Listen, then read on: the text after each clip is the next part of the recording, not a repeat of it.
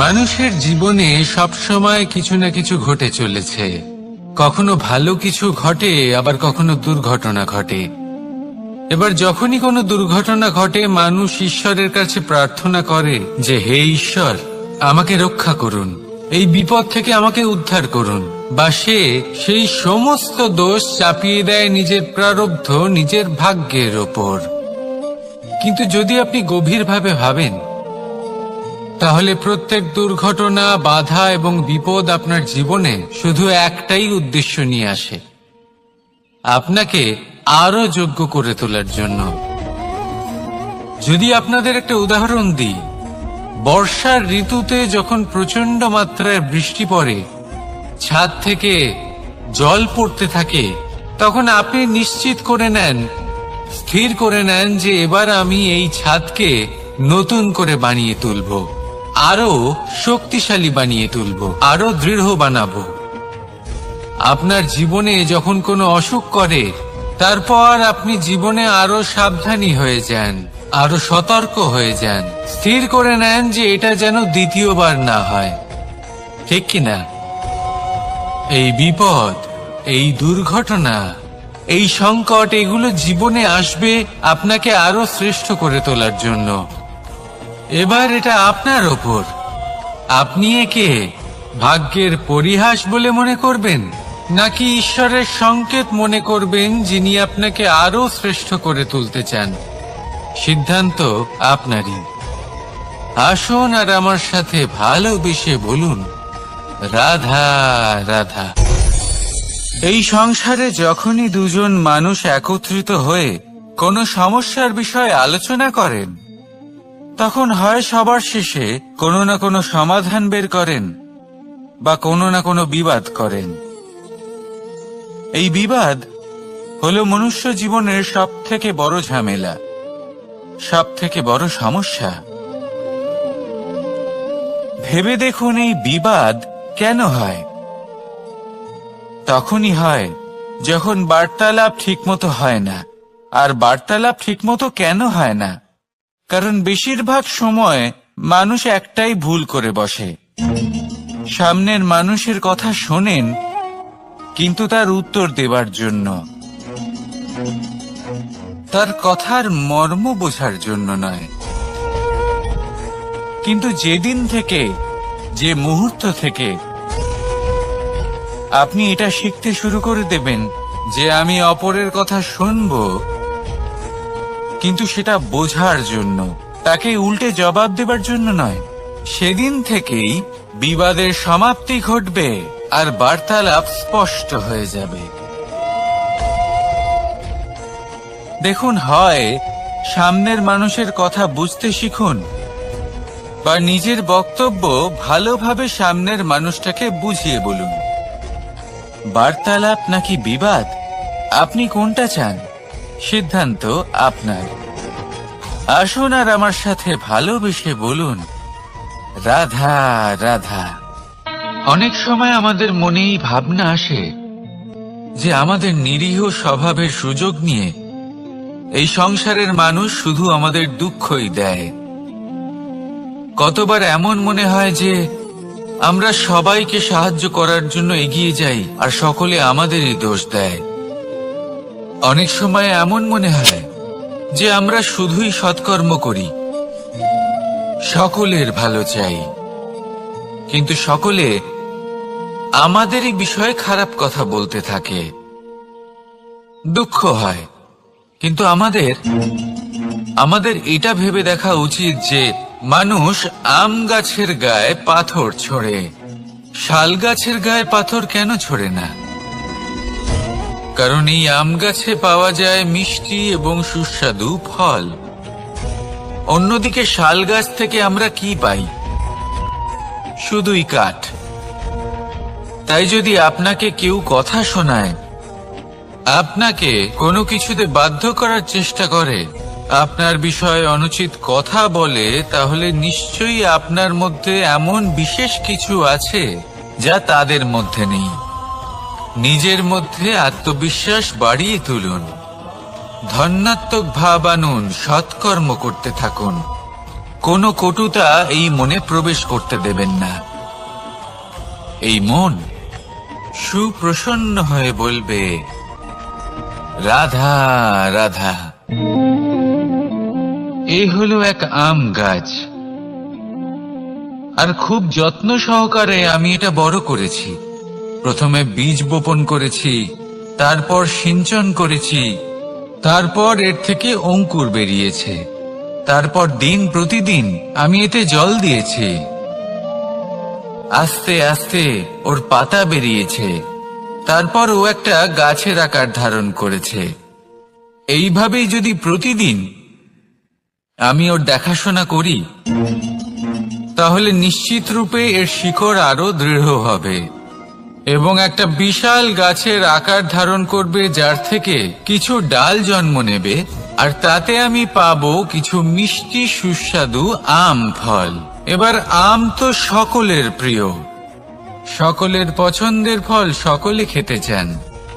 কিন্তু আম পাওয়ার জন্য আগে আপনাকে সেই গাছের যত্ন নিতে হবে। যদি আপনি গাছ লাগিয়ে তারপর ভুলে যান, তাহলে সেই গাছের কি হবে? তার অস্তিত্বটাই মুছে যাবে, তাই না? আমাদের সম্পর্কগুলো কিছুটা এরকমই হয়। যদি সম্পর্ক জুড়ে আপনি ভুলে যান, তাহলে তার অস্তিত্বই মুছে যাবে। তাই শুধুই সম্পর্ক গড়বেন না, তাকে পালনও করুন। নিশ্চিত রূপে আপনার এই সম্পর্করূপী বৃক্ষের ডালে আনন্দের মিষ্টি সুস্বাদু আম ফল নিশ্চয়ই পাওয়া যাবে। তাহলে প্রত্যেক দিন প্রত্যেক সম্পর্ক পালন করুন, তার থেকে আনন্দ লাভ করুন। এই মন ভালোবেসে বলবে, রাধা রাধা। হাস্য, হাসি জীবনে অত্যন্ত মূল্যবান হয়। কথায় আছে যে হাসি এবং হাস্য আমাদের জীবনে ওষুধের মতো কাজ করে, আমাদের সুস্থ রাখে, আমাদের জীবনের অনুভূতিগুলিকে আরো সুন্দর করে তোলে। কিন্তু প্রত্যেক ওষুধের মতোই এর সাথেও এটাই হয়। প্রত্যেক ওষুধ সঠিক সময়, সঠিক মাত্রায়, সঠিকভাবে গ্রহণ করতে হয়।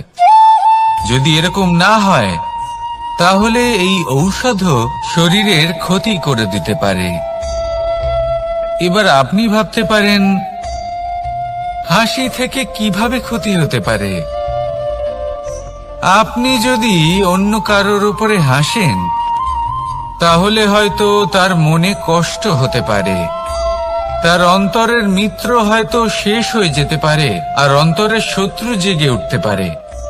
কিন্তু এটাই যদি আমরা সকলকে সাথে এনে সকলের সাথে হাসি, তাহলে হয়তো আমাদের অন্তরের এই হৃদয়ের ভেতরে লুকিয়ে থাকা যে শত্রু, তা শেষ হয়ে যেতে পারে, আর অন্তরের বন্ধুসত্তা প্রকাশিত হতে পারে। ঠিক কি না? এবার আপনাকে উদাহরণ দিই। যখন দ্রৌপদী দুর্যোধনকে নিয়ে হেসেছিল, তখন তা মহাভারতের সৃষ্টির কারণ হয়েছিল। কিন্তু সেইখানেই যখন পার্থ আর মাধব একসাথে বসে মৃদুমন্দ হাসতেন, তখন ধর্ম স্থাপন করা হয়েছিল। তা আপনি কি চান? কাউকে নিয়ে হেসে তাকে আঘাত করতে চান, নাকি সকলকে একসাথে এনে তাদের হাসিয়ে তুলে ধনাত্মক প্রভাব ফেলতে চান? সিদ্ধান্ত আপনার। আসুন আর আমার সাথে ভালোবেসে বলুন, রাধা রাধা। সিংহ। কথায় আছে সিংহ হলো বনের রাজা। কিন্তু যখন সিংহের তথা বনের রাজার খিদে পায়, তখন তাকেও বাইরে এসে কর্ম করতে হয়। কোন হরিণ নিজে সিংহের সামনে এসে এটা বলে না যে, আরে আপনি হলেন বনের রাজা, আপনি আমাকে ভোজন রূপে গ্রহণ করুন, আমি নিজের প্রাণদান করতে প্রস্তুত রয়েছি। এমন তো কখনোই হয় না। সিংহকে গুহা থেকে বাইরে বেরোতেই হয়, বনে ঘুরে বেড়াতে হয়, ধৈর্য ধরতে হয়, বিভিন্ন ধরনের পরিশ্রম করার পরেই তার ক্ষুধা নিবারণ হয়। হরিণ নিজে থেকে তার কাছে চলে আসে না। সেইভাবেই জীবনে কি সাফল্য আমাদের কাছে নিজে থেকে হেঁটে আসে? কখনোই আসে না। ততক্ষণ আসে না যতক্ষণ না আমরা পরিশ্রমের পথে চলা শুরু করছি। পরিশ্রম করতে থাকুন, এই পরিশ্রমের পথে অগ্রসর হতে থাকুন। যতক্ষণ আপনি পরিশ্রমের পথ ধরে এগোতে থাকবেন, সাফল্য আপনার কাছে আপনা আপনিই চলে আসবে। তাহলে জীবনে নিরন্তর প্রয়াস করুন, পরিশ্রম করতে থাকুন, সাফল্য লাভ করুন, আর আমার সাথে ভালোবেসে বলুন, রাধা রাধা। জীবনে ক্ষমা চাওয়া তাও কিছুটা সহজ, ক্ষমা করতে পারা অত্যন্ত কঠিন। ক্ষমা 2 অক্ষরের এই শব্দ হতে পারে, কিন্তু অত্যন্ত বড় এই শব্দ, অত্যন্ত গুরুত্বপূর্ণ এই শব্দ। কখনো কখনো অন্য কাউকে ক্ষমা করে দেওয়া তাও কিছুটা সহজ কাজ, কিন্তু নিজেকে ক্ষমা করতে পারা অত্যন্ত কঠিন হয়ে দাঁড়ায়। অতীতে যদি আমাদের এমন কোনো ভুল হয় যে কারণে আমরা নিজেকে ক্ষমা করতে পারি না, অনেক সময় এমন কিছু ভুল করে বসি যে বিষয় শুধু আমরাই জানি, কিন্তু আমরা নিজেকে ক্ষমাই করতে পারি না, আর আমাদের বিকাশ সেখানে স্তব্ধ হয়ে যায়। কারণ যদি আপনি ক্ষমা করতে না শেখেন, নিজেকে ক্ষমা যদি না করতে পারেন, তাহলে তা আপনার জীবনের সবথেকে বড় বাধা হয়ে দাঁড়াবে।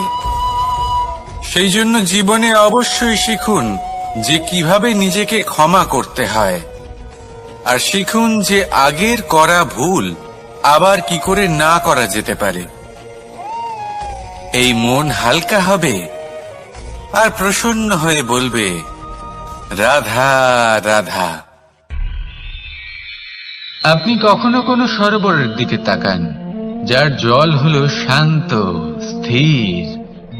আপনি স্পষ্ট দেখতে পাবেন সেই সরোবরের তলদেশে কি রয়েছে।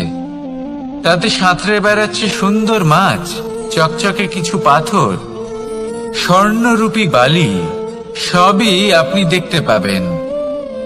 কিন্তু যখনই আপনি একটা ছোট্ট পাথর তুলে সেই জলে ছুঁড়ে ফেলবেন, তখন সেই জল বিচলিত হবে, আর সেই স্পষ্টতা ন্যূনতম হয়ে যাবে। তারপর কিছুই স্পষ্টভাবে দেখা যাবে না। এই ঘটনা মানুষের সাথেও ঘটে। মানুষ যদি বিচলিত হয়ে পড়ে, তখন সে বুঝতে পারে না যে বর্তমানে কি হয়ে চলেছে আর ভবিষ্যতে কি করা উচিত। কিন্তু সেই মানুষ যদি শান্ত থাকেন, স্থির থাকেন, ধন্যাত্মক থাকেন, তাহলে নিশ্চিত রূপেই বুঝতে পারবেন যে বর্তমানে কি করতে হবে আর ভবিষ্যতে কি করতে হবে। তাই নিজের মধ্যে সেই স্থিরতা আনুন, সেই ধৈর্য ধরুন, নিজেকে শান্ত রাখুন, আর সবার মধ্যে ভালোবাসা ছড়িয়ে দিন। এই মন প্রসন্ন হয়ে বলবে, রাধা রাধা। সম্পর্ক এ হলো এক বন্ধন যা আমাদের এক সূত্রে বেঁধে রাখে। কিন্তু এমন কিছু ব্যক্তি থাকেন যারা এই সম্পর্কের বিষয়ে নিজস্ব একটা ধারণা করে ফেলেন, যে সম্পর্ক এরকম হওয়া উচিত, সম্পর্ক সেরকম হওয়া উচিত। আমি এই সম্পর্কের জন্য কত কিছু করেছি এই ব্যাখ্যা করতে থাকেন, আর তার বদলে অনেক কিছু প্রত্যাশাও করেন। কিন্তু সত্য হলো এটাই যে সব সম্পর্ক একরকমের হয় না, কিন্তু প্রত্যেক সম্পর্কের একটা বিশেষত্ব থাকে। যেমন চোখ আর নাকের এই সম্পর্ককেই দেখুন। চোখের সব থেকে কাছে কে আছে? নাক আছে, কিন্তু এই চোখ দিয়ে এই নাককে আমরা দেখতেই পাই না। তবে কি ধরে নেব এই সম্পর্কের কোনো মূল্য নেই? এমনও নয়। ঠিক এইভাবেই যদি কোনো ব্যক্তি তার আবেগ আপনার কাছে ব্যক্ত করতে না পারেন বা প্রকট করতে না পারেন বা আপনাকে বোঝাতে না পারেন, তাহলে তার মানে এটা নয় যে তার সাথে আপনার সম্পর্কের তিক্ততা রয়েছে। এমনটা কখনোই নয়। শুধু চোখ আর নাকের এই সম্পর্কের মতোই হলো আমাদের জীবনে আমাদের আপনজনের সাথে সম্পর্ক। যদি কারোর ব্যবহার আপনার প্রতি অনুচিত হয় বা যদি কেউ অনুপস্থিত থেকে থাকে বা কেউ যদি আপনাকে বুঝতে না পারেন, তাহলে তার অর্থ এটা নয় যে আপনি সেই সম্পর্ক ভেঙে ফেলবেন। বুঝুন, আপনার জীবনে তার গুরুত্ব কোথায় আর তার জীবনে আপনার। সম্পর্ক গড়ে তুলুন, তাকে পালন করতে শিখুন, একসাথে মিলে চলুন। এই মন সুপ্রসন্ন হয়ে বলবে, রাধা রাধা। প্রারম্ভ শূন্যের দ্বারা হয়ে থাকে, তা সে ব্রহ্মাণ্ডই হোক, পৃথিবী হোক, আদি ইত্যাদি হোক। সবাই নিজের অস্তিত্ব শূন্য থেকে লাভ করে। এই শূন্য যার নিজের কোনো অস্তিত্ব নেই, কিন্তু সে সকলকে অস্তিত্ব দান করে থাকে। আমাদের এই শূন্যের মতো হতে হবে। যে আমাদের সাথে যুক্ত হবে তাদের অস্তিত্ব অনেক বেশি প্রখর হবে, বিশাল হবে, শ্রেষ্ঠ হবে। কিন্তু যেই আমরা তাদের থেকে দূরে যাব, তারা আমাদের উপস্থিতির আভাস পাবে, আমাদের গুরুত্ব বুঝতে পারবে। শূন্যই হলো সূত্রপাত, শূন্যই হলো সমাপ্তি। শূন্যকে কেউ যতই ছোট মনে করুক, কিন্তু এই শূন্য অত্যন্ত গুরুত্বপূর্ণ। তাই এই শূন্যের মতো হয়ে উঠুন আর আমার সাথে ভালোবেসে বলুন, রাধা রাধা। সাগরের ঢেউ সমুদ্র তটে ধাক্কা খেয়ে, পাথরের সাথে ধাক্কা খেয়ে তার আকার বদলে দিতে পারে। বিভিন্ন আকারের পাথরে এদের ঘষে ঘষে গোলাকার বানিয়ে দিতে পারে, কিন্তু এই সাগরের ঢেউ এদের নিজেদের আকার কখনো বদলায় না। কিন্তু এমন কেন? কারণ এরা বিচ্ছিন্ন হয়েও আবার একত্রিত হতে জানে। অর্থাৎ যখন এরা বিচ্ছিন্ন হয় তখন মতভেদ অবশ্যই, কিন্তু আবার একত্রিত হওয়া হলো এদের একতার প্রতীক। দেখুন, ঝগড়াঝাঁটি, তর্ক বিতর্ক, মতভেদ এগুলো জীবনের অভিন্ন অঙ্গ, কিন্তু এদের কখনো মনে প্রবেশ করতে দেবেন না। যদি মনে প্রবেশ করেও ফেলে, তাদের মনে ঘর করতে দেবেন না, এদের বের করে ফেলুন। এই ঝগড়াঝাঁটি, তর্ক বিতর্ক, মতভেদ এদের সারা জীবন সাথে নিয়ে চলবেন না।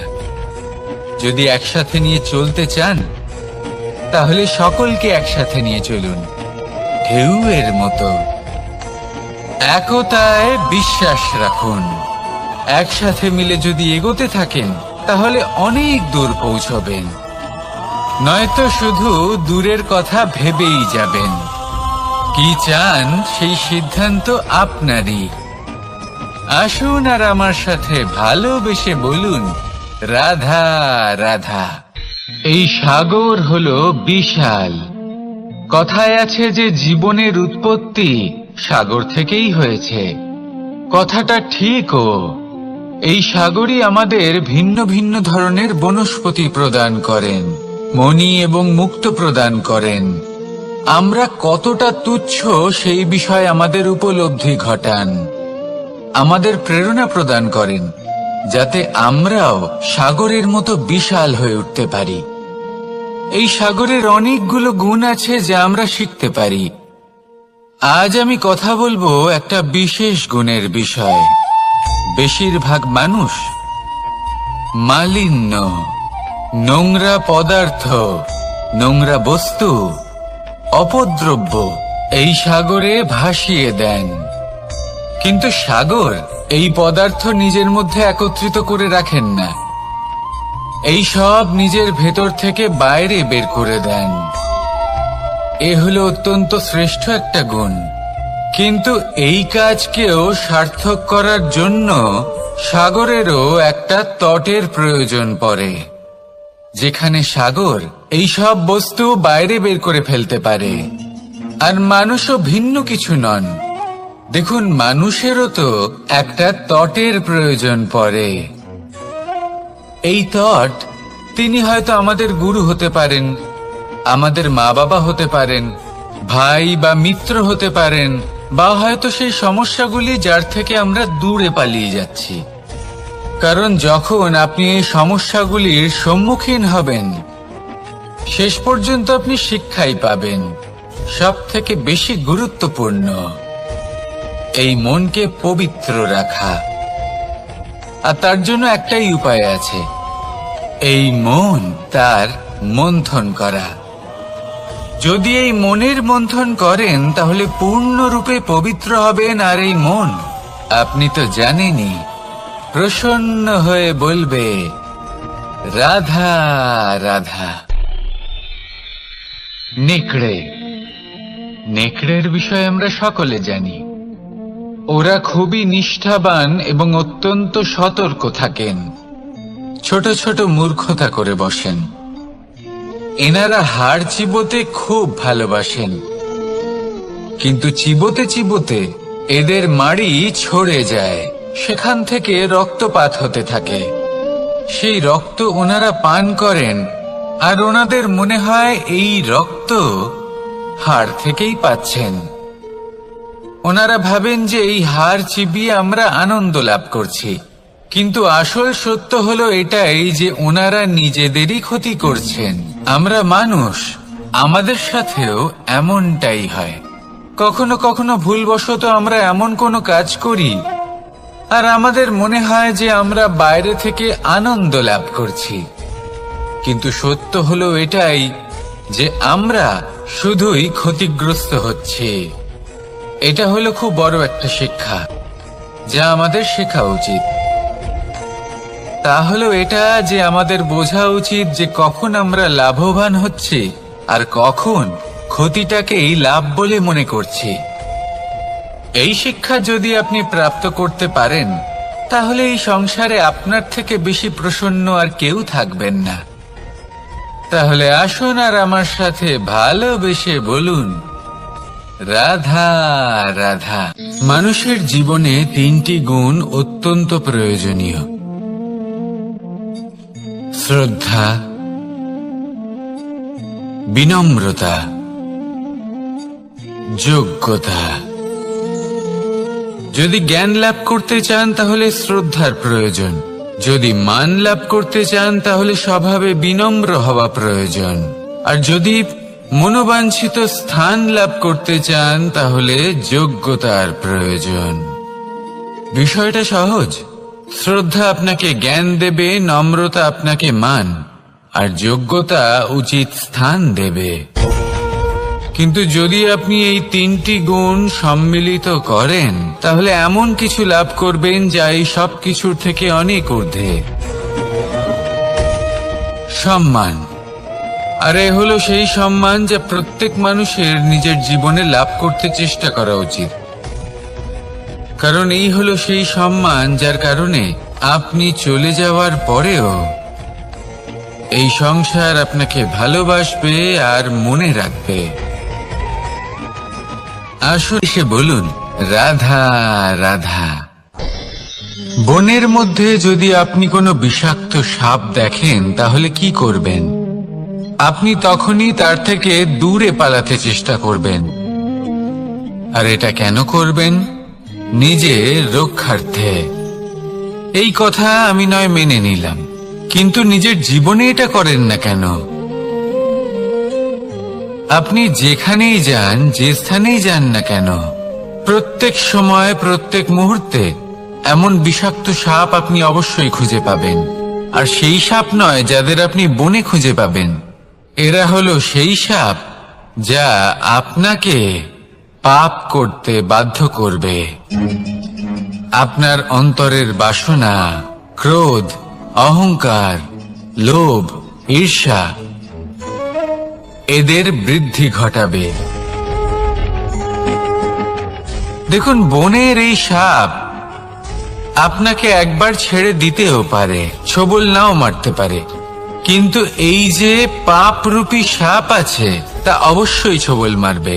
কর্ম যদি করেন তাহলে অবশ্যই ফল পাবেন। সেই জন্য যখনই কোথাও যাবেন, যদি এমন কাউকে দেখেন, যদি এমন কিছু দেখেন যে আপনাকে পাপ করতে বাধ্য করছে, তাহলে সেই মুহূর্তে সেখান থেকে পালিয়ে যান। যেমন বনের সাপ দেখে আপনি পালাতে থাকেন। সৎকর্মের রক্ষা অত্যন্ত আবশ্যক। আসুন আর আমার সাথে ভালোবেসে বলুন, রাধা রাধা। যদি কোনো সিংহ বানরের মতো গাছে চড়তে চেষ্টা করে তাহলে কি হবে? একটা মাছ যদি মাটিতে হাঁটতে চেষ্টা করে তাহলে কি হবে? তারা বিফলই হবে। কিন্তু এরকম কেন হয়? তার কারণ হলো প্রকৃতির রচনা কিছুটা এরকম। এখানে প্রত্যেকটি ব্যক্তিকে, প্রত্যেকটি প্রাণীকে আলাদা আলাদা গুণের অধিকারী করা হয়েছে এবং সকলকে একটা সীমাও প্রদান করা হয়েছে। এবার এই যে বৃক্ষ, পশু, পাখি, এদের মধ্যে সেই ক্ষমতাই নেই যে এরা নিজেদের যাচাই করতে পারবে, নিজেদের সীমাগুলো বুঝতে পারবে, নিজেদের সদ্গুণগুলো চিনতে পারবে। এরা সেটা করতে পারবে না। কিন্তু মানুষ তো আলাদা। মানুষের কাছে সেই বিশেষ শক্তি আছে যে তারা পূর্ণরূপে নিজেদের যাচাই করতে পারবে, নিজেকে পূর্ণরূপে বুঝতে পারবে, নিজের দোষ, নিজের অপগুণ, নিজের সদ্গুণ, নিজেদের সীমাগুলো তারা বুঝতে পারবে। আর এটা অত্যন্ত গুরুত্বপূর্ণ। কথায় আছে যে যদি সাফল্য লাভ করতে হয় তাহলে নিজেকে যাচাই করে নিতে হবে। তাই নিজেকে যাচাই করুন, নিজের সাথে পরিচিত হয়ে যান এবং জীবনে কর্ম করতে থাকুন। সাফল্যের শিখরে অবশ্যই পৌঁছে যাবেন। আর ওখানে যদি যান তাহলে এই মন প্রসন্ন হয়ে অবশ্যই বলবে, রাধা রাধা। অন্ধকারাচ্ছন্ন রাত্রি যদি এসে থাকে তাহলে আলোকিত প্রকাশ নিয়ে সূর্যও অবশ্যই আসে। রোগ যদি এসে থাকে তাহলে তার ওষুধও অবশ্যই আসে। সমস্যা যদি আসে তাহলে সেই সমস্যার সমাধানও নিজে থেকেই আমাদের কাছে চলেই আসে। এই সংসার, এই জীবনের শুধুমাত্র একটাই নিয়ম আছে, আর তা হলো এটাই, এই সংসার হলো একটা চক্রের মতো। এতে শাশ্বত বলে কিছু নেই, নিত্য বলে কিছু নেই। আর যা কিছুই রয়েছে সব বদলাতে চলেছে। যদি আপনার জীবনে দুঃখ থাকে, সমস্যা থাকে, যদি আপনি বিপদ দ্বারা আচ্ছন্ন, তাহলে মনে রাখবেন সবকিছু বদলে যেতে চলেছে। দুঃখের সময় কাঁদবেন না, মনকে আরো দুঃখী করে তুলবেন না, কারণ এখানে যা কিছুই এসেছে তা যাওয়ার জন্যই এসেছে। তাহলে এত চিন্তা কিসের? আনন্দ সহকারে জীবন যাপন করুন আর আমার সাথে ভালোবেসে বলুন, রাধা রাধা। রাত্রিবেলায় যখন আলোকিত জোনাকিদের দেখেন তখন মন প্রসন্ন হয়ে ওঠে। এদের দেখতে খুবই সুন্দর লাগে। আর এমন ঠিক কেন হয়? প্রথম হলো এটাই যে রাতের বেলায় চতুর্দিক অন্ধকারাচ্ছন্ন থাকে। এমত অবস্থায় যদি আমরা কোথাও একটু প্রকাশ দেখি তাহলে সেটাই আশার কিরণের ন্যায় মনে হয়। সেই প্রকাশই আমাদের মন প্রসন্ন করে তোলে। আর সেই জন্য যে সকল মানুষ রাতের বেলায় কোনো জোনাকি দেখতে পান তারা প্রসন্ন হয়ে যান। এবার কখনো কখনো জীবনে আমাদের মনে হয় যে চতুর্দিকে শুধুমাত্র অন্ধকারই হয়ে আছে। প্রত্যেকেরই তা কখনো মনে হয়। আর তখনই আমাদের নিরাশ হলে চলবে না, আমাদের দুঃখী হলে চলবে না। সেই সময় আমাদের খুঁজতে হবে নিজেদের আশেপাশে, চতুর্দিকে আর কোথাও না কোথাও আমরা প্রকাশ অবশ্যই দেখতে পাবো। আশার একটা কিরণ অবশ্যই দেখতে পাব। কেউ এমন একটা কর্ম করেন যেটা দেখে আমরা প্রেরিত হয়ে যাই, আর এমন কোনো কর্ম যদি আপনারা করেন তাহলে সেই কর্ম আপনার মনকে প্রসন্ন ভাব, আনন্দ এবং ভালোবাসা দ্বারা ভরিয়ে তুলবে। আপনার অন্তরে সেই অন্ধকারের অন্ত করবে, দুঃখেরও অন্ত করবে। আর এই মন প্রসন্ন ভাব নিয়ে বলবে, রাধা রাধা। মনুষ্য জীবনের সবথেকে বেশি গুরুত্বপূর্ণ বিষয় হল মনের একাগ্রতা। এই সংসারের যে কটি মহান কার্য সম্পাদন হয়েছে তা হল মনের এই একাগ্রতার একমাত্র ফল। আপনি অবশ্যই দেখে থাকবেন, অনেক ছোট বড় নদী যা বয়ে চলে তাদের সামনে একটা বাঁধ নির্মাণ করা হয় সেই সব নদীর জল সঞ্চয় করতে। বাঁধ হয়ে গেলে প্রয়োজন মতো বা মনের ইচ্ছে মতো তাকে ব্যবহার করা সম্ভব। এবার এটাই আমাদের মনের সাথেও সম্ভব। আমাদের মনের একাগ্রতা আজকের দিনে দাঁড়িয়ে বিভিন্ন ধরনের বিকার, ক্রীড়া এবং ভোগের মধ্যে ভাগ হয়ে গেছে। একে একত্রিত করতে হবে, একটা বাঁধ নির্মাণ করতে হবে। কর্মের বাঁধ। আপনাকে শুধু এটাই করতে হবে, যেটা উচিত কর্ম সেটাই করুন, যেটা অনুচিত কর্ম সেটা করা থেকে নিজেকে বিরত রাখুন। ব্যাস, এই কাজটাই আপনি করতে থাকুন, মনের মধ্যে একাগ্রতার বাঁধ নির্মাণ করুন। আর একবার যদি তা নির্মাণ হয়ে যায় তাহলে যখন চাইবেন, যেখানে চাইবেন, যতটা চাইবেন একাগ্রতা প্রয়োগ করতে পারবেন। আর একবার যদি আপনি এটা শিখে যান তাহলে এই সংসারকে বদলে ফেলার মতো কাজ আপনি করতে পারবেন, সমাজকে শোধরাবার মতো কাজ করতে পারবেন। তাহলে এই মনকে একাগ্র করুন আর আমার সাথে ভালোবেসে বলুন, রাধা রাধা।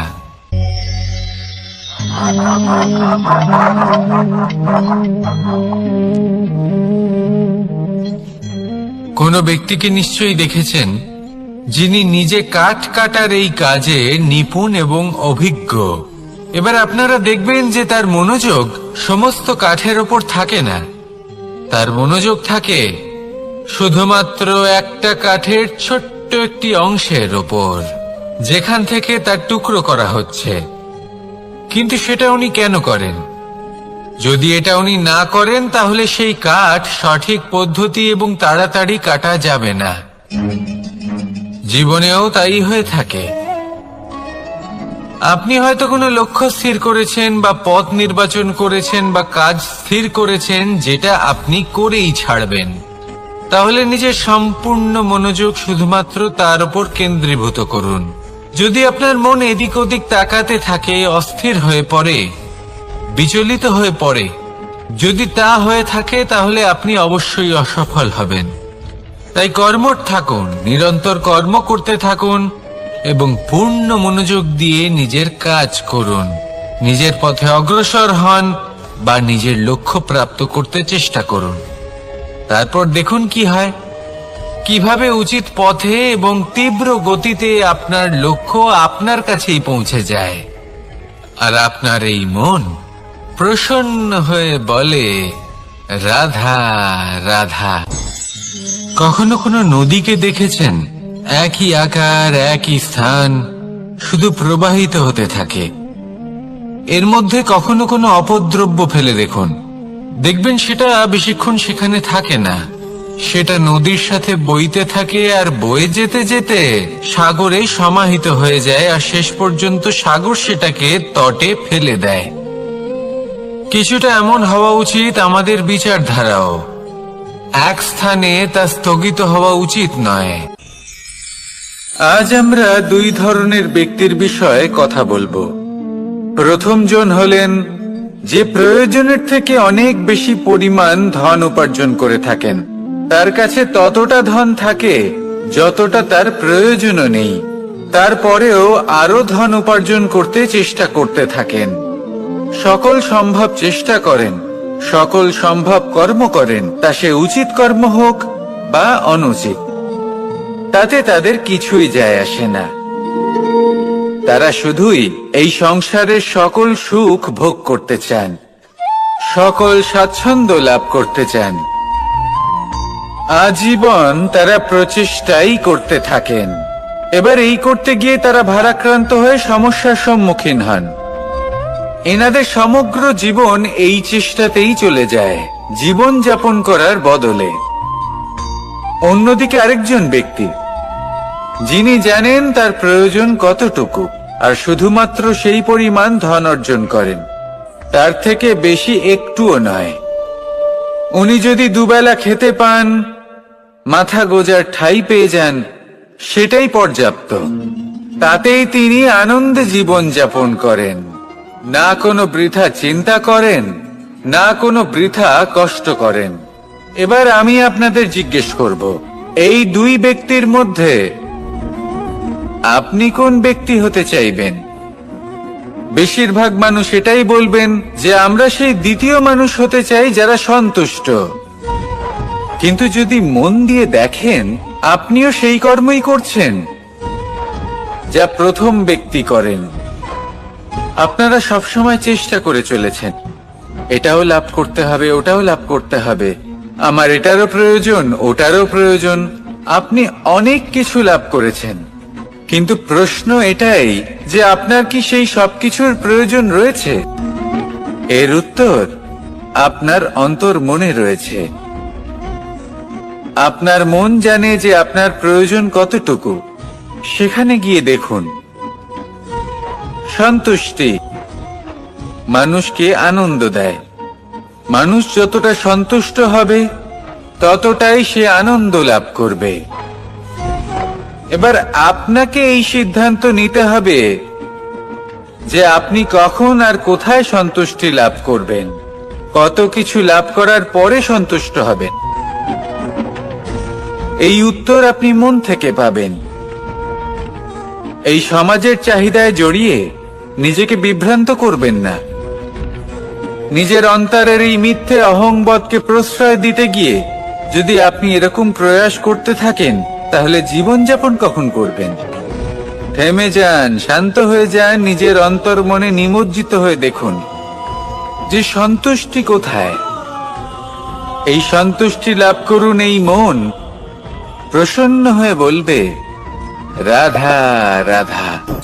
ক্ষমা একটা অত্যন্ত সুন্দর শব্দ, আমার খুব প্রিয় শব্দ। কিন্তু এই ক্ষমা কখন আর কিভাবে প্রয়োগ করতে হবে সেটা বোঝা প্রয়োজনীয়। এক, যদি আপনি কোনো অন্যায় করেন আর ক্ষমা না চান, ক্ষমা প্রার্থনা না করেন, ক্ষমা চাওয়া থেকে এড়িয়ে যান, তাহলে তাতে আপনারই ক্ষতি হবে। কিভাবে? ক্ষমা না চাইলে মনের মধ্যে অহংকার জাগ্রত হয়, আর অহংকার তো প্রকৃত অর্থে আমাদের ক্ষতিই করে। দুই, কেউ যদি অপরাধ করেন, আপনার থেকে ক্ষমা না চান, তাহলে তাকে ক্ষমা করবেন না। ক্ষমা হলো অত্যন্ত অমূল্য, আর না চাইতেই কাউকে ক্ষমা দান করা এটা উচিত নয়। তিন, যদি কেউ আপনার সাথে অনুচিত কিছু করেন, অপরাধ করেন, আর আপনার থেকে ক্ষমা চান, তাহলে তাকে ক্ষমা করে দিন। তাতে আপনার অন্তরের করুণাবোধ জাগ্রত হবে, প্রেম জাগ্রত হবে, আর তা আপনার জন্য শুভ হবে। চার, যদি আপনি নিজে কোনো অপরাধ করেন, তাহলে অবশ্যই ক্ষমা চাইবেন। তাতে আপনারই লাভ হবে। কিভাবে? সামনের ব্যক্তি আপনাকে ক্ষমা করুক বা না করুক, আপনার অন্তরের অহংকার ক্ষীণ হবে, আর এই মন আরো নির্মল হয়ে উঠবে। এই ক্ষমা অত্যন্ত অমূল্য, ভেবেচিন্তে একে ব্যবহার করুন, আর আমার সাথে ভালোবেসে বলুন,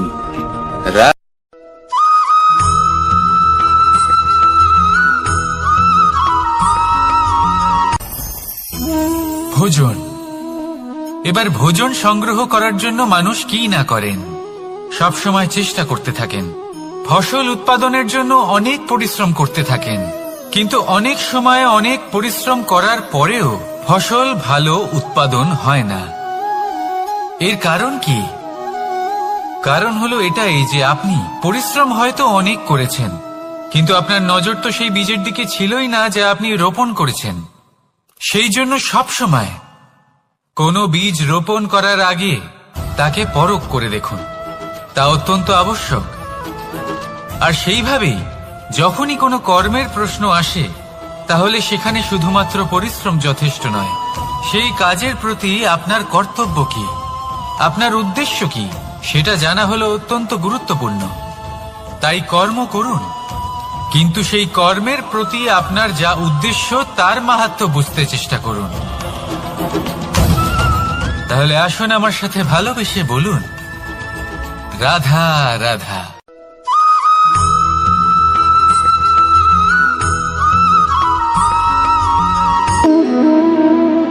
সম্পর্ক হলো আমাদের জীবনের একটি আধার। কিছু সম্পর্ক এমন যা আমরা জন্মসূত্রে লাভ করি, যেমন পরিবার, মা, বাবা। কিছু সম্পর্ক আছে যা আমরা জীবনে অর্জন করে থাকি, তা সে প্রেমের হোক, স্নেহের হোক বা বন্ধুত্বের। এই সকল সম্পর্ক লাভ করার বা গড়ে তোলার 5টি ধাপ রয়েছে। প্রথম ধাপ, কোনো ব্যক্তির সাথে আলাপ হওয়া, তার সাথে কথা বলা বা তাকে দেখা। দ্বিতীয় ধাপ, সে ব্যক্তিকে আমাদের ভালো লাগা। তৃতীয় ধাপ, আমাদের এটা চাইতে শুরু করা যে জীবনে এই ব্যক্তি যেন আমাদের বন্ধু হন, আমাদের জীবনে থাকেন, বা আমাদের কাউকে ভালোবেসে ফেলা। আর এটা আমাদের ভাবা বা চাওয়া যে সেই ব্যক্তি যেন আজীবন আমার সাথে থাকেন, আমার জীবনে আমার সাথী হয়ে। চতুর্থ ধাপ, লাভ করা। এবার এই ধাপটি অনেক মানুষের পক্ষেই খুবই সরল হয়, বড়ই সরলভাবে নিজেদের সঙ্গীকে লাভ করে থাকেন। কিছু মানুষের জন্য এই ধাপ অত্যন্ত কঠিন হয়ে থাকে। অনেক প্রতিকূল পরিস্থিতির উপর জয়লাভ করে তারা সঙ্গীকে লাভ করেন, কিন্তু লাভ অবশ্যই করেন। এরপরে আসে পঞ্চম, অন্তিম এবং সব থেকে গুরুত্বপূর্ণ ধাপ। সেটা হলো সেই সম্পর্ক পালন করা। এটা হলো এমন এক বিষয় যা প্রত্যেক মানুষের শেখা উচিত। যদি ব্যক্তি নিজের জীবনে সম্পর্ক রক্ষা করতে শিখে যান, তবে প্রত্যেক সম্পর্ক তার জীবনকে স্বর্গ করে তুলবে। আসুন আর আমার সাথে ভালোবেসে বলুন, রাধা রাধা।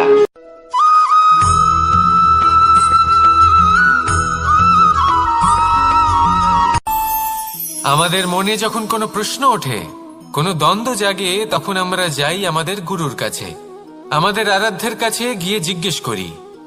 এইভাবেই একদিন আমি পৌঁছলাম আমার আরাধ্যের কাছে, আমার মহাদেবের কাছে, আর ওনাকে প্রশ্ন করলাম যে মহাদেব, জীবনে আনন্দ পাওয়ার, উৎসব পালনের, প্রেম ভাগ করে নেবার, জীবনকে উপভোগ করে নেওয়ার সর্বশ্রেষ্ঠ সময় কোনটা?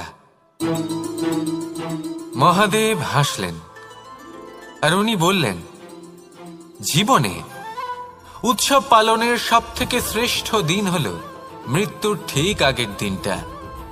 প্রেম ভাগ করে নেওয়ার সব থেকে শ্রেষ্ঠ মুহূর্ত হলো মৃত্যুর ঠিক আগের মুহূর্ত। জীবনকে উপভোগ করে নেওয়ার সর্বশ্রেষ্ঠ প্রহর হলো মৃত্যুর 1 প্রহর পূর্বে। তখন আমি চমকে গেলাম। আমি বললাম, কিন্তু মহাদেব, মৃত্যু তো অনিশ্চিত, আমরা জানিও না কবে আমাদের মৃত্যু হবে। মহাদেব আবার হাসলেন। উনি বললেন যে যদি আমরা এভাবে জীবন কাটাই যে আমরা জীবনের প্রত্যেক দিন, প্রত্যেক মুহূর্ত, প্রত্যেক প্রহর শেষ বলে মনে করি, তাহলে আমাদের সমস্ত জীবন আনন্দের সাথেই অতিবাহিত হবে। কি বলেন?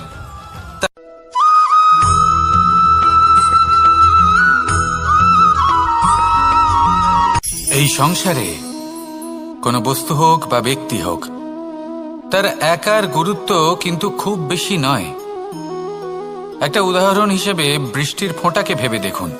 যদি একটি বৃষ্টির ফোঁটা হয় তাহলে তার খুব বেশি গুরুত্ব থাকে না, কিন্তু যখন সহস্র বৃষ্টির ফোঁটা মেঘের মধ্যে দিয়ে ঝরে পড়ে, তখন সেটা বর্ষার রূপ ধারণ করে। সেই বর্ষা যা এই প্রকৃতিকে শান্ত করে। সেইভাবেই পাথরের ছোট টুকরো তার খুব বেশি গুরুত্ব থাকে না, কিন্তু যখন অসংখ্য পাথরের টুকরো একত্রিত হয় তখন তা পর্বতের আকার ধারণ করে। সেইভাবেই কিছু মানুষ যখন একত্রিত হন তখন তৈরি হয় পরিবার, কিছু পরিবার যখন একত্রিত হয় তখন তৈরি হয় সমাজ, যখন অনেক সংখ্যক সমাজ একত্রিত হয় তখন তৈরি হয় রাজ্য। এবার এই রাজ্যের সবথেকে গুরুত্বপূর্ণ ব্যক্তি হতে পারেন রাজা, কিন্তু তাও সেই রাজা একা কিছু করতে পারেন না। যুদ্ধ লড়ার সময় তারও নিজের সৈন্যদলকে প্রয়োজন পড়ে। কিন্তু এই সংসারে এমন একজন ব্যক্তি আছেন যিনি একাই সব কাজ করতে থাকেন, এবং সেই ব্যক্তি হলেন মা। আমাদের জীবনে একজন পিতার ভূমিকা কিন্তু নিঃসন্দেহে অমূল্য, কিন্তু আমাদের সকলের জীবনে যে ভূমিকা একজন মায়ের তা অন্য কারোর থাকে না। একজন মা একাই সন্তানকে বড় করতে পারেন, সংস্কারী করে তুলতে পারেন, তার জন্য পরিশ্রম করেন। আর এত কিছু কাজ করার পরেও তার কাজের জন্য তিনি প্রশংসা অবশ্য পান না। উল্টে যদি সেই সন্তান অনুচিত পথে চালিত হয়, অনুচিত কর্ম করে, তখন সেই মাকেই অপবাদের পাত্র হয়ে উঠতে হয়। আমাদের জীবনে মায়ের যোগদান কতটা সেটা বুঝুন। আপনাকে বড় করে তোলার জন্য উনি কতটা পরিশ্রম করেছেন সেটা বুঝুন। আজ থেকে, এখন থেকে, এই মুহূর্ত থেকে মাকে সম্মান করতে শিখুন। যখন সময় পাবেন, যখন সুযোগ হবে, তখন তার প্রশংসা করুন, ওনারও ভালো লাগবে।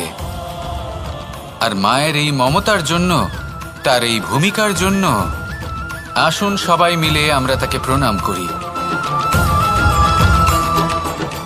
আর সকলে মিলে ভালোবেসে বলি, রাধা রাধা।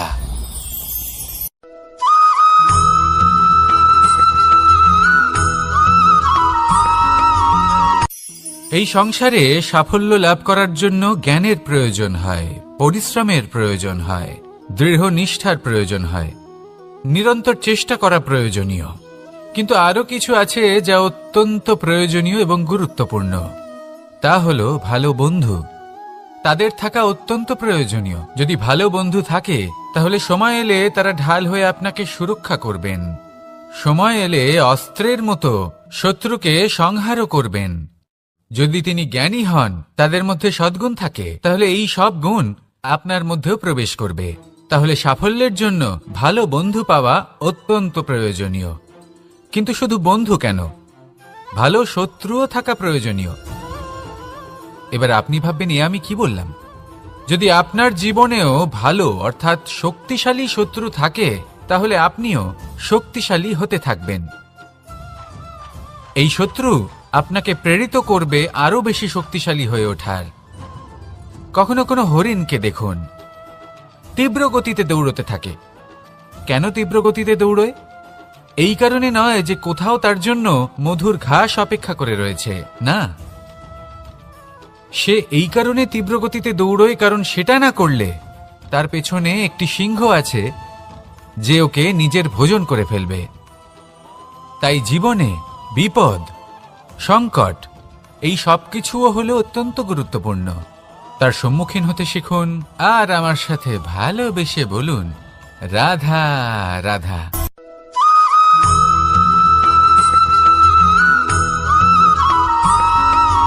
কথায় আছে, প্রত্যেক পুত্র তার পিতার প্রতিচ্ছবি হয়, আর সমস্ত প্রতিচ্ছবি চায় যেন সে তার অস্তিত্ব প্রাপ্ত করতে পারে। পুত্র চায় সে যেন তার পিতার মতো হয়, বা কখনো কখনো তার থেকেও শ্রেষ্ঠ হয়। সেটা কোনো অনুচিত ব্যাপার নয়। অনুচিত তখন হয় যখন পুত্র নিজের পিতার মতো হবার স্বপ্ন পূরণ করতে গিয়ে বা তার থেকেও শ্রেষ্ঠ হওয়ার স্বপ্ন পূরণে অনুচিত পথের আশ্রয় নেয়। কারণ তারপরে সে তার পিতার গুণগুলি আত্মসাৎ করতে চায় না। সে শুধুই এটা চায় যে সংসারের চোখে যেন আমি শ্রেষ্ঠ প্রমাণিত হই। এটা অনুচিত।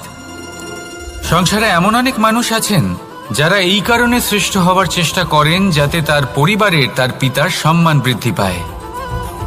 এমনও মানুষ থাকেন আর এটাই হলো পার্থক্য উদ্দেশ্যের। মনে রাখবেন, যদি আপনার উদ্দেশ্য শুভ হয় তাহলে পথও শুভ হবে, যদি আপনার উদ্দেশ্য অশুভ হয় তাহলে পথও অশুভ হবে। তাহলে নিজের পিতার মতো হবার চেষ্টা অবশ্যই করুন, তার থেকেও শ্রেষ্ঠ হওয়ার চেষ্টা অবশ্যই করুন, কিন্তু মনে রাখবেন আপনার সংকল্প আর আপনার উদ্দেশ্য এই দুই শুভ হওয়া উচিত। তাহলে আসুন আর আমার সাথে ভালোবেসে বলুন, রাধা রাধা।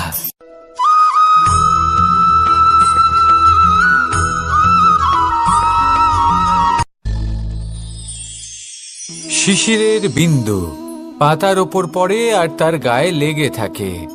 পাতা তাকে শুষে নিতে পারে না, আর শেষ পর্যন্ত সে ঝরে পড়ে যায়। অন্যদিকে রয়েছে মেঘ এবং চাতক। এদের মধ্যে অনেক দূরত্ব থাকে। মেঘ থাকে আকাশে আর চাতক থাকে ধরিত্রীতে। কিন্তু যখন এই মেঘ থেকে বৃষ্টি ঝরে পড়ে, এই চাতক কিন্তু সেই জলই পান করে, নয়তো সে তৃষ্ণার্ত থেকে যায়। এবার অন্যদিকে দেখলাম শিশির বিন্দু আর পাতার এই সম্পর্ক। এরা খুব কাছাকাছি থাকে, ঘনিষ্ঠও থাকে। অন্যদিকে রয়েছে মেঘ এবং চাতকের সম্পর্ক, যাদের মধ্যে অনেক দূরত্ব থাকা সত্ত্বেও তারা খুব ঘনিষ্ঠ, তাই না? এই সারমর্ম খুব সরল। এই নৈকট্য, এই দূরত্ব, তা আপনার সম্পর্কে প্রভাব কিছুতেই ফেলতে পারে না। এই নৈকট্য, এই দূরত্ব, এইসব হলো শুধুমাত্র মনের ব্যাপার। কখনো আপনি অনুভব করেছেন আপনি কারোর থেকে অনেক অনেক দূরে আছেন, অনেক দূরে আছেন, তাও সেই ব্যক্তির প্রতি আপনি টান অনুভব করেন। সেখানে আপনি কারোর সাথে প্রত্যেক দিন অতিবাহিত করেন, সমস্ত জীবন অতিবাহিত করেন, সব থেকে বেশি সময় তার সাথে অতিবাহিত করেন, তাও তার প্রতি সেই টান অনুভব করেন না। এই সংকেত হলো মনের দূরত্বের। তাহলে মনের এই দূরত্ব দূর করুন আর আমার সাথে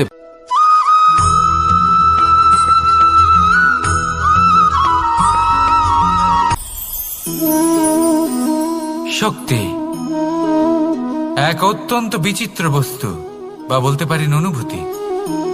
পিতা সবসময় চান যেন তিনি তার শক্তি পুত্রকে। আসুন আপনাকে সহজে বোঝাই। যদি আপনি সুপাত্র হন আর আপনাকে শক্তি দেওয়া হয়, তাহলে আপনি সেই শক্তির গুরুত্ব বুঝবেন, কোথায় সেই শক্তি প্রয়োগ করা উচিত সেটা বুঝবেন। আর এটা যেহেতু অর্জন করা শক্তি হবে, সেই শক্তির অপব্যবহার হবে না। কিন্তু যদি এই আপনি কুপাত্র হন আর যদি আপনাকে এই শক্তি দেওয়া হয়, তাহলে কি হবে? দেখতে গেলে এই শক্তি আপনি দান হিসেবে পেয়েছেন, তাই না আপনি এই শক্তির গুরুত্ব বুঝবেন আর না এর প্রয়োগ আপনি জানবেন। তার অপব্যবহার হওয়া সুনিশ্চিত। তাই যদি আপনি কোনো শক্তি অর্জন করতে চান, তাহলে আগে তার যোগ্য হয়ে উঠুন। পুত্র নয়, পাত্র হয়ে উঠুন। আর আমার সাথে ভালোবেসে বলুন, রাধা রাধা।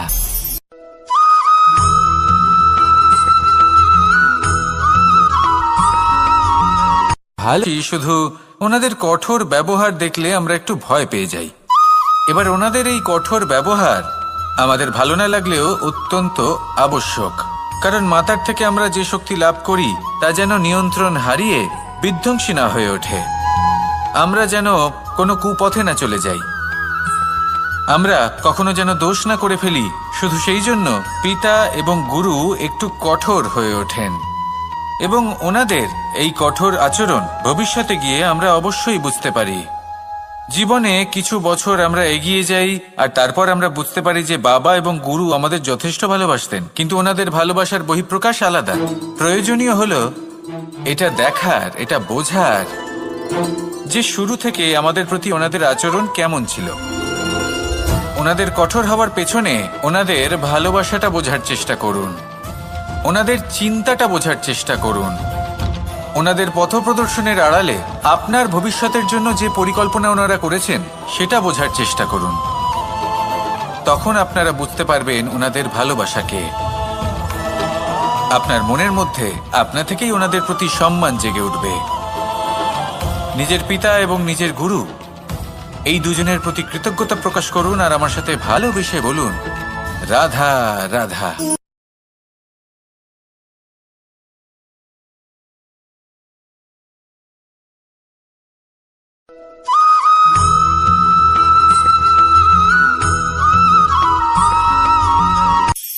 কখনো কোনো বাগানের কোনো বৃক্ষকে দেখেছেন যেখানে সুগন্ধি ফুল থাকে, রসালো ফল থাকে? তখন মন প্রফুল্ল হয়ে ওঠে, মন থেকে সেই বৃক্ষের প্রতি ভালোবাসা জন্মায়। কিন্তু যিনি বাগানের মালিক, শুধুমাত্র তিনিই জানেন যে কিভাবে এই বৃক্ষকে আগলে রাখতে হয়, কিভাবে তার পরিচর্যা করলে এতে সুন্দর সুগন্ধি ফুল হবে, রসালো ফল হবে। কখনো কখনো প্রয়োজনের থেকে বেশি রোদ পেলে এই বৃক্ষগুলি শুকিয়ে যায়, প্রয়োজনের থেকে কম রোদ পেলেও এই বৃক্ষ কিন্তু শুকিয়ে যায়। প্রয়োজনের থেকে কম জল যদি পায়, এই বৃক্ষ শুকিয়ে যেতে পারে। প্রয়োজনের থেকে অতিরিক্ত জল যদি পায়, তখনও এই বৃক্ষের শিকড়গুলি নষ্ট হয়ে যেতে পারে। এবার এটাই কিন্তু আমাদের সংসারের সাথেও হয়। আমাদের সংসারের সকল প্রতিভাশালী ব্যক্তি, যেমন লেখক, বিচারক, প্রবক্তা, যোদ্ধা, এদের সবার ক্ষেত্রে এই কথাটাই প্রযোজ্য। যদি বেশি প্রশংসা করা হয়, তাহলেও এরা হারিয়ে যাবেন। প্রয়োজনের থেকে বেশি যদি নিন্দা করা হয়, তখনও তারা নত হয়ে পড়বেন।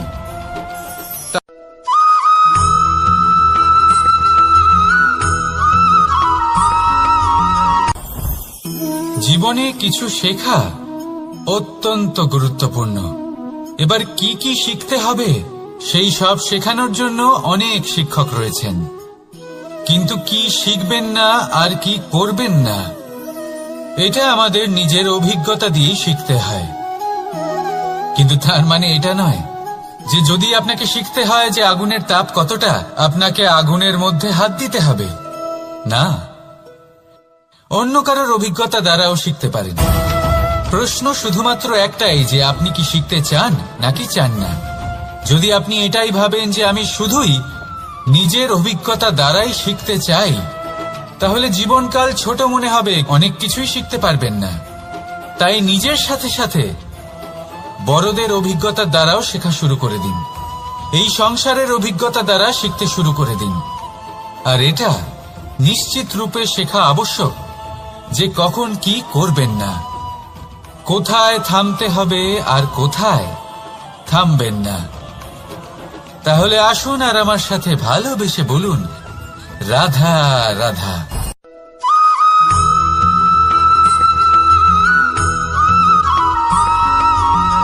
এই সংসারে সবথেকে বেশি কোমল বস্তু হলো রেশম। এই রেশম এতটাই কোমল হয় যে এর পুরো একটা থান শুধুমাত্র একটা হাতে ধরা সম্ভব। কখনো ভেবে দেখেছেন এই রেশম কিভাবে হয়? একটি কীট তার লালার দ্বারা উৎপন্ন হয়।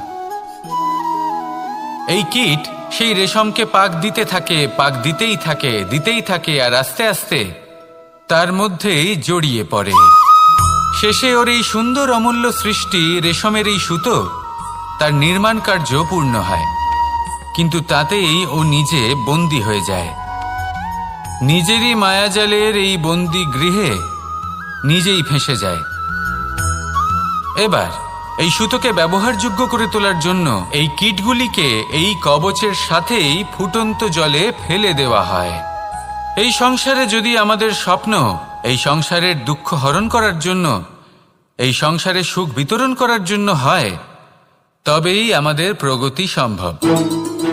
যদি আমাদের এই স্বপ্ন শুধুই আমাদের এবং আমাদের স্বার্থ সিদ্ধির জন্য হয়, তাহলে এই স্বপ্ন আমাদের অন্ধ করে দেবে, আমাদের অন্ধকারের পথে নিয়ে যাবে, আর আমরাও সেই কীটের মতো হয়ে যাব। নিজেদেরই মায়াজালে আমরা নিজেই ফেঁসে যাব। আর শেষে আমরা যদি কিছু লাভ করি, তা হবে একাকিত্ব, অন্ধকারময় মৃত্যু। তাই স্বপ্ন অবশ্যই দেখুন, কিন্তু এমনভাবে স্বপ্ন দেখবেন না যে তার এই বন্দিগৃহে আপনি নিজেই ফেঁসে গেলেন। স্বপ্ন দেখুন পরোপকারে।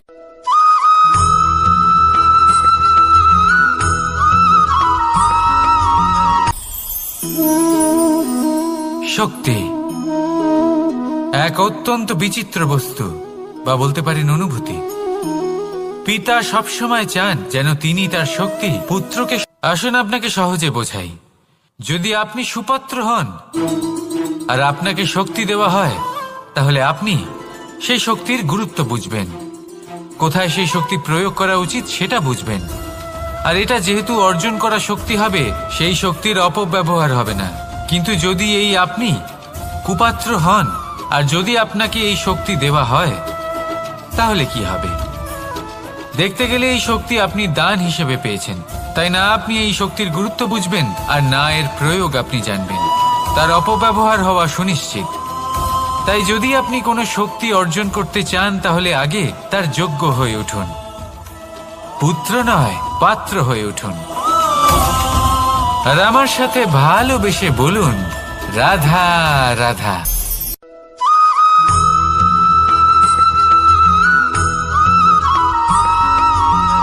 এই সংসারে প্রত্যেক মানুষ এটাই চান যে তিনি যেন ধনবান হন, আর্থিক অবস্থা তার ভালো থাকে, ওনার বাড়িতে লক্ষ্মীর আগমন হয়। কিন্তু সেটা হবে কি করে, সেটাই হলো প্রশ্ন।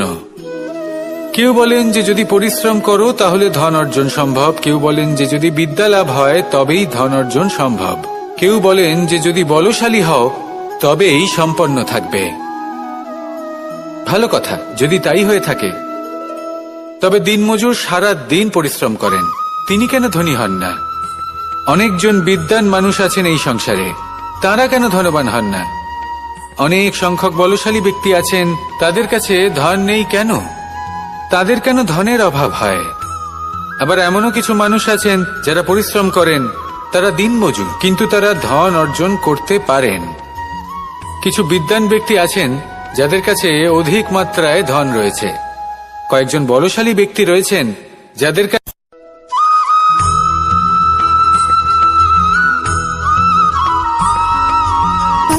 সুখ, দুঃখ এবং শক্তি, এই তিন হলো এই সংসারের ত্রিদেবের মতো। আমাদের জীবনে যা কিছু ঘটছে এই তিনটির ভিত্তির উপরেই হচ্ছে। আসলে এই সংসারের একটা নিয়ম আছে, যখনই আপনি কিছু লাভ করেন, এই সংসার আপনার পরীক্ষা নেয়। এটা জানার জন্য আপনার পরীক্ষা নেয় যে আপনি যা কিছুই লাভ করেছেন, আপনি কি আদৌ সেটার যোগ্য কিনা। ঠিক সেইভাবেই এই সুখ, দুঃখ এবং শক্তি আপনার পরীক্ষা নিয়ে থাকে। যখন সুখ আসে তখন সে আপনার পরীক্ষা নেয় যে আপনার মধ্যে অহংবোধ জাগ্রত হয়নি তো। যদি অহংবোধ চলে আসে তাহলে সুখ সেখানেই সঙ্গ ত্যাগ করে। দুঃখ আপনার ধৈর্যের পরীক্ষা নিতে থাকে, আর যদি আপনার মধ্যে ধৈর্য না থাকে তাহলে এটা আপনাকে আরো বেশি দুঃখের গভীর অন্ধকারে ঠেলে দেবে। সেখানে শক্তি পরীক্ষা নেয় আপনার বিনম্রতার। যদি আপনি বিনম্র না হন, তাহলে হয় এই শক্তি আপনার সঙ্গ ত্যাগ করবে, নয় এই শক্তি বিনম্রতার অভাবে আপনার পতনের কারণ হতে পারে। এই সংসারে যে কোনো ব্যক্তি যিনি এই পরীক্ষায় উত্তীর্ণ হয়ে থাকেন, এই জীবনে তিনি সাফল্য লাভ করেন। আসুন আমার সাথে ভালোবেসে বলুন, রাধা রাধা।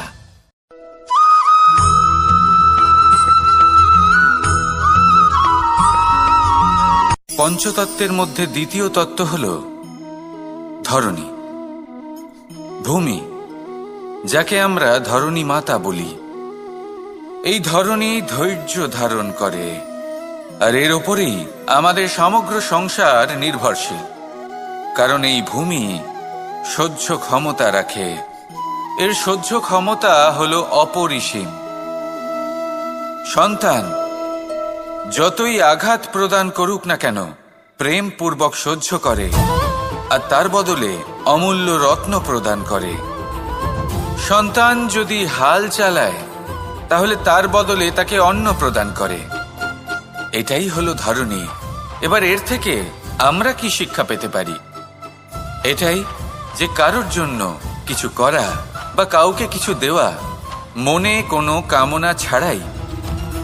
আর এই কথাটা বুঝে যান, যদি কারোর জন্য কামনা না রেখে বা কোনো পাওয়ার আশা না রেখে কারোর জন্য কিছু করেন বা কারোকে কিছু দেন, যদি এটা আপনি শিখতে পারেন, তবে আপনি ভালোবাসতে শিখে গেছেন। আর সেই জন্যই এই ধরিত্রীকে মাতা বলা হয়, কারণ মাতা শুধু উনি নন যিনি গর্ভে সন্তানকে ধারণ করেন, মাতা তো উনিও যিনি জীবন বাঁচতে শেখান, যিনি জীবন বাঁচার উদাহরণ প্রদান করেন। তাহলে ধরনীর থেকে এই নিঃস্বার্থ ভাব শিখুন, নিঃস্বার্থ ভালোবাসা শিখুন, আর এই ভালোবাসার সাথেই বলুন রাধা রাধা।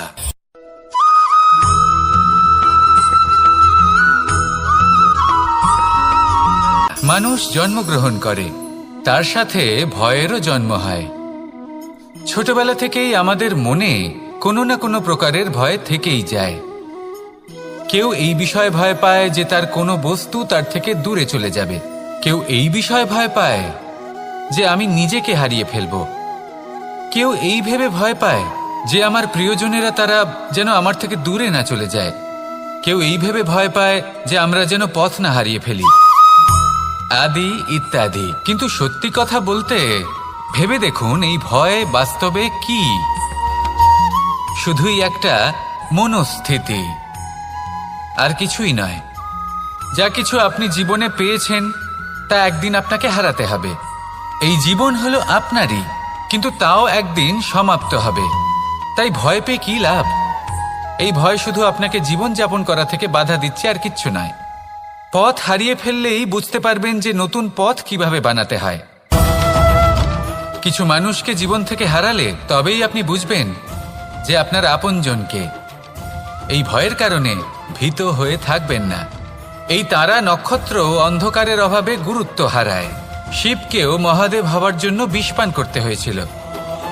প্রত্যেক পরিস্থিতি, প্রত্যেক সাফল্য আপনার পরীক্ষা নেবে, তাতে উত্তীর্ণ হওয়া হলো আপনার কর্ম। যখনই আপনি ভয় পাবেন বা সংকটের সম্মুখীন হবেন, তখন সাহসের সাথে তার সম্মুখীন হন। মনে রাখবেন, যে সম্মুখীন হতে জানে সাফল্য তার সাথে সবসময় থাকে।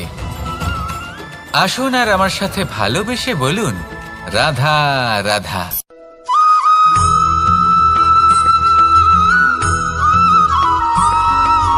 জীবনে অগ্রসর হওয়ার জন্য আমাদের কাকে প্রয়োজন হয়? মাতা পিতা, বন্ধু, প্রেম, সাহায্য, অর্থ, পরিশ্রম, আশা। ভিন্ন ভিন্ন মানুষ ভিন্ন ভিন্ন বিকল্প চয়ন করে। যদি আমি আপনাকে বলি তাহলে জয় আর পরাজয়ের মন্ত্র দুটো শব্দের উপর নির্ভর করে, মেনে নেওয়া আর দৃঢ় হওয়া। যদি মেনে নেন তাহলে হেরে যাবেন, যদি দৃঢ় হন তাহলে নিশ্চিত রূপে জয়ী হবেন। যদি কখনো আপনি ক্লান্ত হয়ে ওঠেন, আপনি দুঃখী হন, পুরোপুরি ভেঙে পড়েছেন, তখন মেনে নেবেন না যে আপনি ভেঙে পড়েছেন, নয়তো হেরে যাবেন। তখন উল্টে স্থির করবেন যে যাই হয়ে যাক না কেন আমি জয়ী হবই। আর আপনি দেখবেন যে জয় নিশ্চিত রূপে আপনার কাছেই আসবে। তাহলে এই কথা মনে রাখবেন আর আমার সাথে ভালোবেসে বলবেন রাধা রাধা।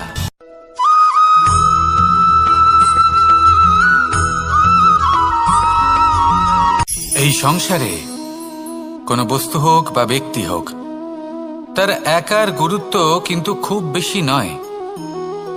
একটা উদাহরণ হিসেবে বৃষ্টির ফোঁটাকে ভেবে দেখুন। যদি একটি বৃষ্টির ফোঁটা হয় তাহলে তার খুব বেশি গুরুত্ব থাকে না, কিন্তু যখন সহস্র বৃষ্টির ফোঁটা মেঘের মধ্যে দিয়ে ঝরে পড়ে, তখন সেটা বর্ষার রূপ ধারণ করে। সেই বর্ষা যা এই প্রকৃতিকে শান্ত করে। সেইভাবেই পাথরের ছোট টুকরো, তার খুব বেশি গুরুত্ব থাকে না, কিন্তু যখন অসংখ্য পাথরের টুকরো একত্রিত হয় তখন তা পর্বতের আকার ধারণ করে। সেইভাবেই কিছু মানুষ যখন একত্রিত হন তখন তৈরি হয় পরিবার, কিছু পরিবার যখন একত্রিত হয় তখন তৈরি হয় সমাজ, যখন অনেক সংখ্যক সমাজ একত্রিত হয় তখন তৈরি হয় রাজ্য। এবার এই রাজ্যের সবথেকে গুরুত্বপূর্ণ ব্যক্তি হতে পারেন রাজা, কিন্তু তাও সেই রাজা একা কিছু করতে পারেন না। যুদ্ধ লড়ার সময় তারও নিজের সৈন্যদলকে প্রয়োজন পড়ে। কিন্তু এই সংসারে এমন একজন ব্যক্তি আছেন যিনি একাই সব কাজ করতে থাকেন, এবং সেই ব্যক্তি হলেন মা। আমাদের জীবনে একজন পিতার ভূমিকা কিন্তু নিঃসন্দেহে অমূল্য। কিন্তু আমাদের সকলের জীবনে যে ভূমিকা একজন মায়ের তা অন্য কারোর থাকে না। একজন মা একাই সন্তানকে বড় করতে পারেন, সংস্কারী করে তুলতে পারেন, তার জন্য পরিশ্রম করেন। আর এত কিছু কাজ করার পরেও তার কাজের জন্য তিনি প্রশংসা অবশ্য পান না। উল্টে যদি সেই সন্তান অনুচিত পথে চালিত হয়, অনুচিত কর্ম করে, তখন সেই মাকেই অপবাদের পাত্র হয়ে উঠতে হয়। আমাদের জীবনে মায়ের যোগদান কতটা সেটা বুঝুন। আপনাকে বড় করে তোলার জন্য উনি কতটা পরিশ্রম করেছেন সেটা বুঝুন। আজ থেকে, এখন থেকে, এই মুহূর্ত থেকে মাকে সম্মান করতে শিখুন। যখন সময় পাবেন, যখন সুযোগ হবে, তখন তার প্রশংসা করুন, ওনারও ভালো লাগবে। আর মায়ের এই মমতার জন্য, তার এই ভূমিকার জন্য আসুন সবাই মিলে আমরা তাকে প্রণাম করি, আর সকলে মিলে ভালোবেসে বলি, রাধা রাধা।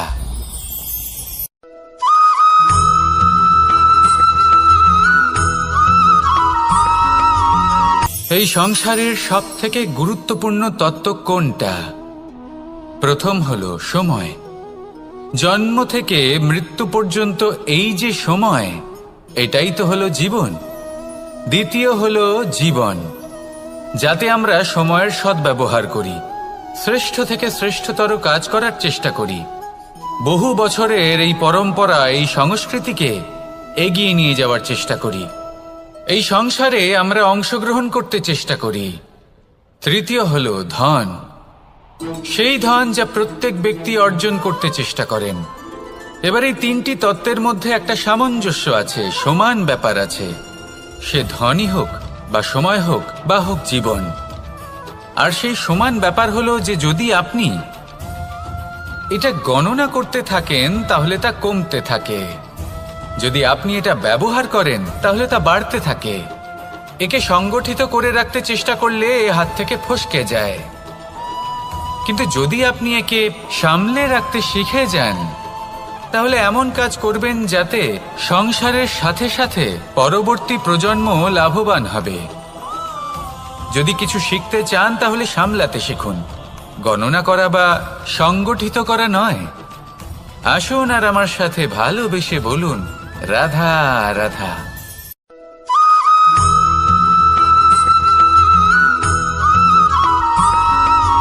কথায় আছে, প্রত্যেক পুত্র তার পিতার প্রতিচ্ছবি হয়, আর সমস্ত প্রতিচ্ছবি চায় যেন সে তার অস্তিত্ব প্রাপ্ত করতে পারে। পুত্র চায় সে যেন তার পিতার মতো হয়, বা কখনো কখনো তার থেকেও শ্রেষ্ঠ হয়। সেটা কোনো অনুচিত ব্যাপার নয়।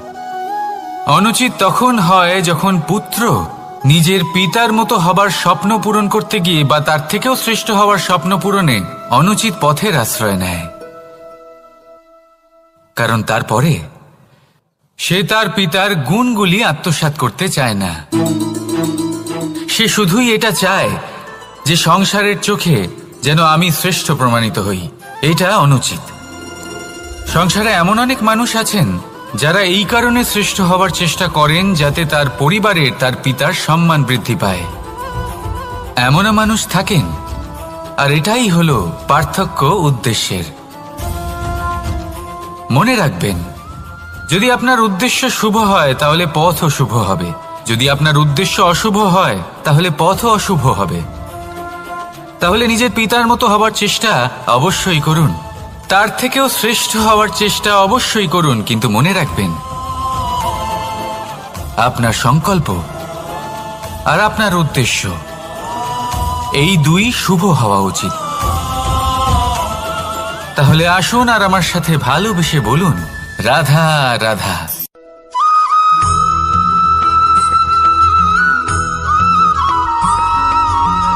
পিতা আর পুত্রের সম্পর্ক অত্যন্ত মধুর হয়ে থাকে।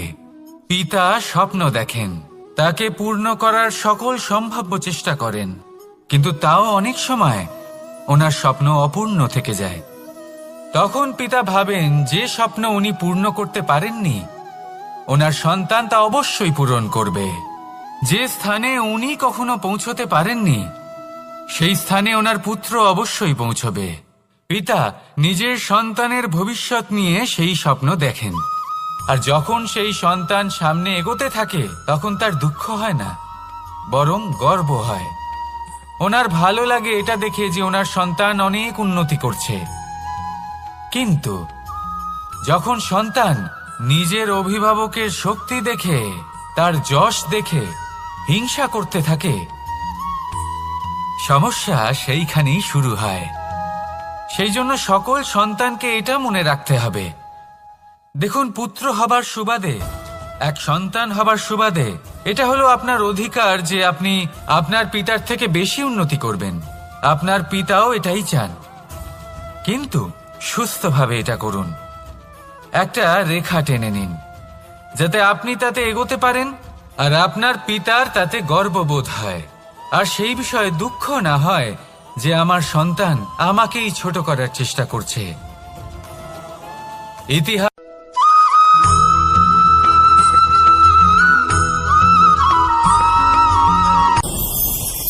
ভয়ের সাথে আমরা সবাই পরিচিত, কষ্টও আমরা সবাই পেয়েছি।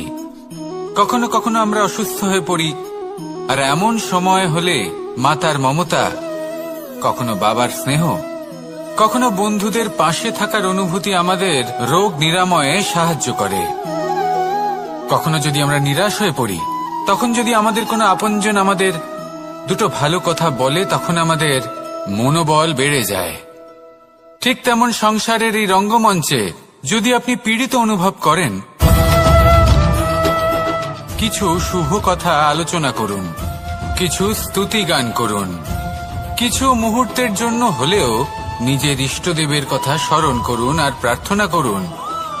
সাহস বাড়বে, শক্তিও বৃদ্ধি পাবে এবং সামনে এগিয়ে চলার পথও দেখতে পাবেন। তখন এই মন প্রসন্ন হয়ে বলবে, রাধা রাধা।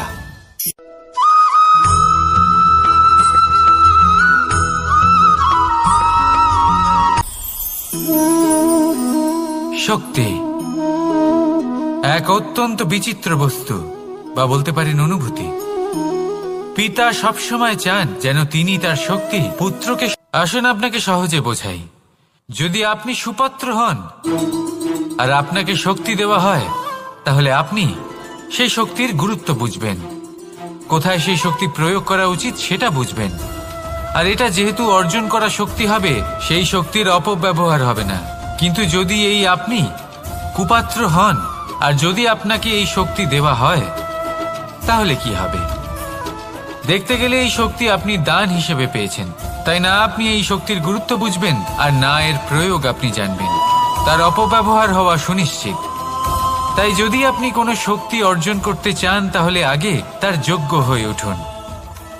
পুত্র নয়, পাত্র হয়ে উঠুন। আর আমার সাথে ভালোবেসে বলুন, রাধা রাধা।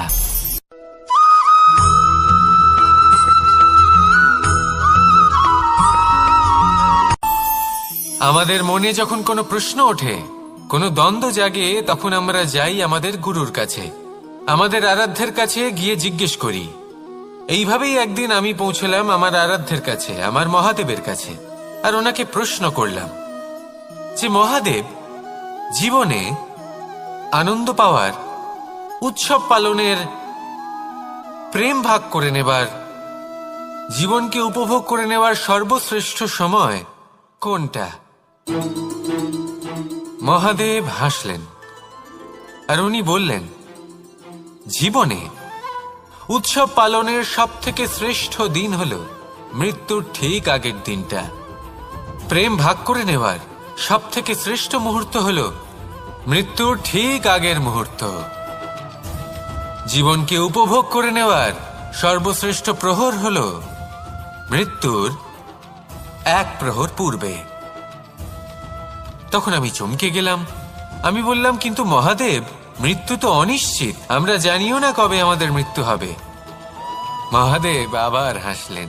উনি বললেন যে যদি আমরা এভাবে জীবন কাটাই যে আমরা জীবনের প্রত্যেক দিন, প্রত্যেক মুহূর্ত, প্রত্যেক প্রহর শেষ বলে মনে করি, তাহলে আমাদের সমস্ত জীবন আনন্দের সাথেই অতিবাহিত হবে।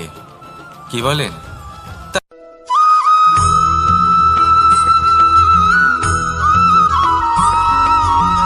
এই সংসারের সব থেকে গুরুত্বপূর্ণ তত্ত্ব কোনটা? প্রথম হলো সময়। জন্ম থেকে মৃত্যু পর্যন্ত এই যে সময়, এটাই তো হলো জীবন। দ্বিতীয় হলো জীবন, যাতে আমরা সময়ের সদ্ব্যবহার করি, শ্রেষ্ঠ থেকে শ্রেষ্ঠতর কাজ করার চেষ্টা করি। বহু বছরের এই পরম্পরা, এই সংস্কৃতিকে এগিয়ে নিয়ে যাওয়ার চেষ্টা করি। এই সংসারে আমরা অংশগ্রহণ করতে চেষ্টা করি। তৃতীয় হলো ধন, সেই ধন যা প্রত্যেক ব্যক্তি অর্জন করতে চেষ্টা করেন। এবার এই তিনটি তত্ত্বের মধ্যে একটা সামঞ্জস্য আছে, সমান ব্যাপার আছে।